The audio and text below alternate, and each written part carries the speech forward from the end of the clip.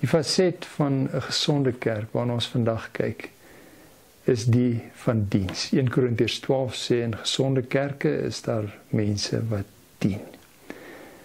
En ons het 'n Here wat vir ons die mees volmaakte voorbeeld daarvan kom stel het. Kom ons dink vandag daaroor. Here, dankie dat U ons geskuif het op maniere wat ons nooit sal verstaan nie, maar wat krities is vir ons kerk. Dankie dat U kom dien het, en dankie dat U gereed is om ons te leer. Ons wil nou aan die voete sit. Amen. As mens natuurlik oor diens praat, is die gedeelte wat onmiddellik na vore kom is Johannes 13, waar Jesus sy disippels se voete gewas het. Nou as jy wou dien, dit was net 'n diensknegt se werk, en nie eens Joodse slawe nie, dit moes buitelandse slawe wees, dit was net 'n vernederende werk, die was van voete. En Jesus sit die handdoek oor sy arm vir die afdroog, en hy vat 'n skottel, en hy begin vir die ete sy disippels se voete te was. Hulle is oorstelp en weet nie wat om te doen nie, maar hulle so verras, hulle los hom uit. Maar toe hy by Petrus kom, sê Petrus, Here, daar's nie 'n manier nie. U is die Here, U is die baas, en U wil my voete was. U kan nie dit doen nie, dis te vernederend.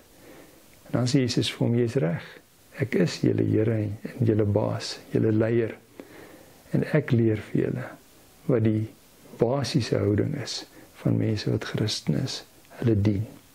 En dan ken ons die verhaal verder. Maar dan gaan ons nie die verhaal gebruik nie, ons gaan uit Johannes 6 lees, 'n belangrike gebeurtenis wat in al 4 die evangelies genoem word, die vermeerdering van die brood, en iets baie besonders wat daar gebeur het en wat die gevolg daarvan was. Johannes 6, ons lees van vers 1 af.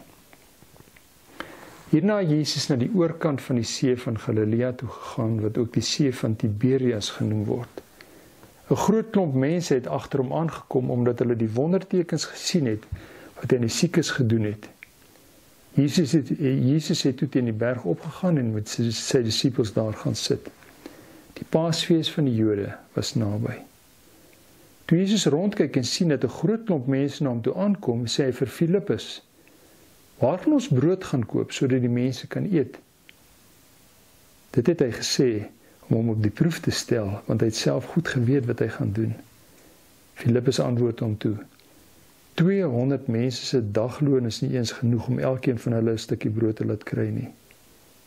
'n Ander disipel Andreas, die broer van Simon Petrus, sê toe vir hom, hier's 'n seentjie met 5 garsbrode en 2 visse, maar wat is dit vir so baie mense? Toe sê Jesus, laat die mense gaan sit.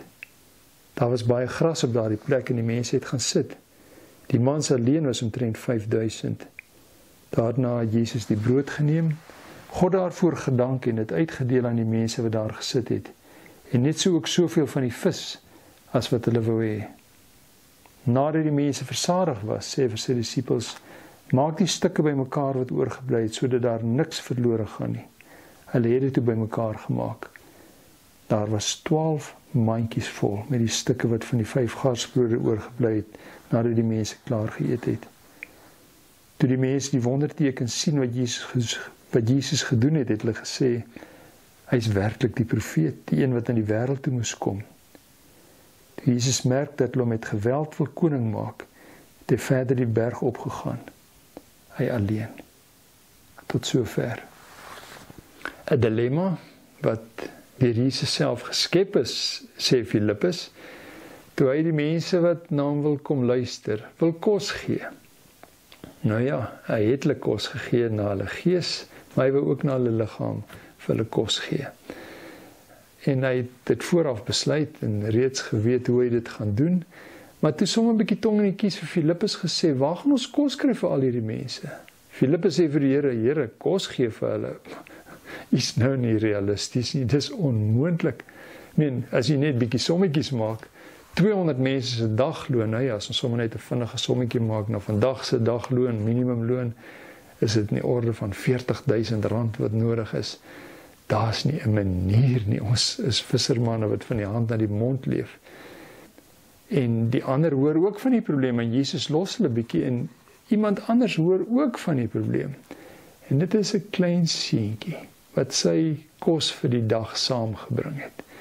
Sy ma seker vir hom ingepak het, 5 broodjies, 2 visies, dit is ook maar 'n bietjie gedroogde vis gewees. En hy sê, kan dit nie dalk help nie? En daarmee sê hy iets van hoe hy die Here sien. Dat ek met die bietjie wat ek het, na die Here toe gaan. En dan glo dit, hy dit kan gebruik, maar dis so naïef. Ek meen, Andreas wat die seentjie aangebring het, die seentjie het na hom toe gaan en gesê, wel, kan die Here dit nie dalk gebruik nie?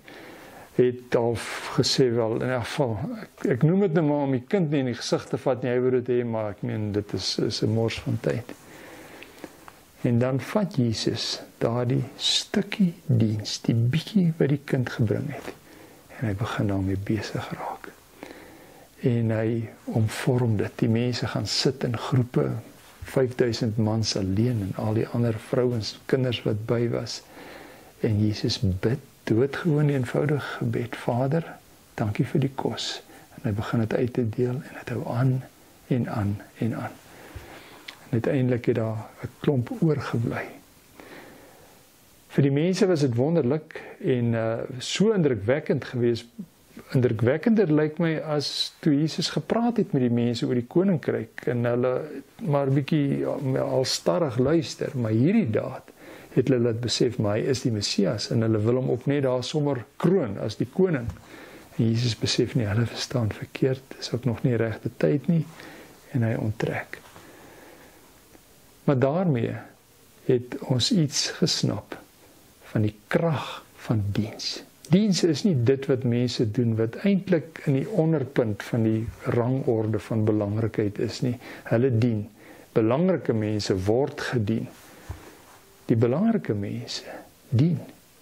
Wanneer jy dien, kom daar nuwe goed aan die werk. Dit mag na iets onbenulligs lyk, maar as God daarmee besig raak, word dit iets kragtig, so kragtig dat mense sê, hy is die Messias. So die gesindheid agter dien is doodgewoon hierdie woorde. Waar kan ek help? Sê as ek kan help. En daardie gesindheid het tot gevolg dat jy dalk 'n stoel dra of 'n tafel gereed kry of 'n broodjie bring. Maar in die geheel van alles wat gebeur, word daardie die dinge wat eintlik die evangelie krag gee. Wat sê, nou kan ons die Here raak sien. Dis 'n basiese grondhouding by Christene. Kan ek help? Kan ek help? En niks is te vernederend nie. Dit is my so kosbaar as ons in die gemeente baie keer 'n bietjie stoele uitpak, dat die leier ouderling die een is wat die stoele bymekaar maak en aandra en dit met 'n glimlag doen. En die mense wat daar is sê, hierdie was wonderlik. Hierdie was die Here. Die bekende verhaal word vertel van om hierdie as kenmerk van Christene aan te dui, dat Christen sê, hoe kan ek help? Watter effek dit gehad het, die verhaaltjie word vertel van 'n vrou wat vir Jesus gevra het, wys vir my, hoe lyk dit in die hemel en die hel? Die verskil tussen die twee. En Jesus sê, kom ek wys jou. En hy sê, kom ek wys jou eers gou die hel. En toe hulle aankom, is sy verras, want daar is die pragtigste gedekte tafels met die heerlikste disse op. Dis die grootste partytjie wat jy kan aan dink. Maar sy hoor toe hulle naderkom, hier's 'n gemor en 'n gekla ten spyte van al die kos. En toe sy daar kom, sien sy die probleem. Almal wat daar is, het sy elmboog in die buig nie, en hulle het net lang virke in hulle hand waarmee hulle kan skep. En hulle skep, maar hulle kan nie hulle arm buig om dit in hulle mond te kry nie. En al hierdie heerlike kos word net vermors, niemand kan dit gebruik nie.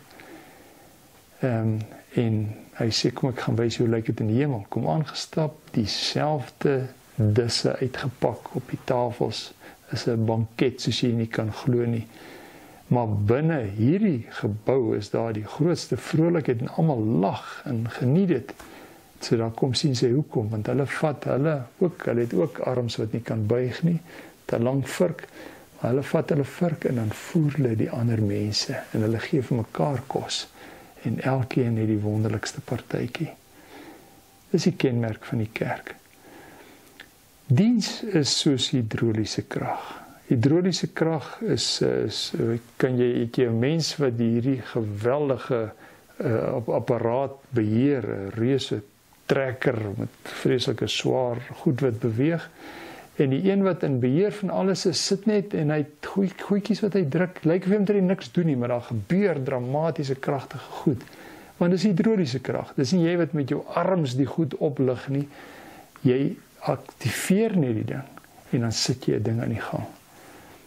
En diens begin met iets wat ons doen, soos hierdie seentjie. Iets wat hy na die tafel toe bring. Maar dan begin die Here daardie ding gebruik en almal te verander. Daar word die mooi verhaal vertel van Sundar Singh wat 'n regtige geestelike was in die Oos-Ortodokse kerk, baie hoog geag.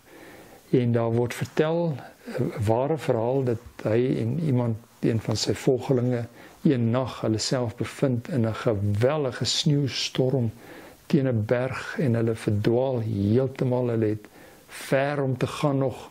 Hulle het nou nie meer 'n persepsie van hoe waar hulle is en hoe waar hulle moet gaan. Hulle het daarmee rigting nog. En in hierdie gehaarwaar, in hierdie sneeu, voel hy struikel oor iets. En daar's 'n ander man wat voor hulle geloop het, wat weens die koue ineengesak het. Hy leef nog, maar hy sê lewe hang aan 'n draadjie, hy gaan dit nie maak nie. En hy sê, maar ons moet die man help. Die een wat saam met hom loop sê, nee, daar's nie 'n manier nie. As ons twee daai een moet dra, ons kan ons self beswaarlik by die plek kry waarheen ons gaan. As ons hom moet dra, is ons albei dood. Nee, daar's nie 'n manier nie. Ek wil niks daarmee te doen nie. En hy gaan vooruit en hy stap. Maar Sundar Singh buig toe en hy tel hierdie man op. Maar hy dra verskriklik swaar en hy sukkel en hy dra en dis ver en styl. Op 'n stadium met hierdie man wat vooruit geloop het, is hy oorweldig deur die koue en hy is toe dood langs die pad. Toe Sundar Singh uiteindelik by hulp uitkom met hierdie man wat hy dra, toe besef hy dat dit sy lewe gered het. Die feit dat hy so swaar moes werk, so hard moes dra aan hierdie man, het veroorsaak dat hy nie ook verkleim het soos die ander man nie.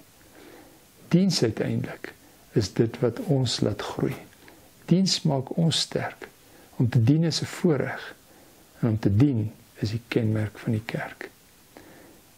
Dankie Here dat U so kom dien het. Dat U agting en waarde daarin gegee het. En dat U diens gebruik in die koninkryk. Dat U daardeur wonderlike lewe tot gevolg het. Nuwe mense, nuwe moontlikhede. En ons wil so 'n kerk wees, 'n kerk waar ons dien en help. En in daardie proses die aandag op U vestig en mense laat beleef en besef dat U die koning is en dat U regeer.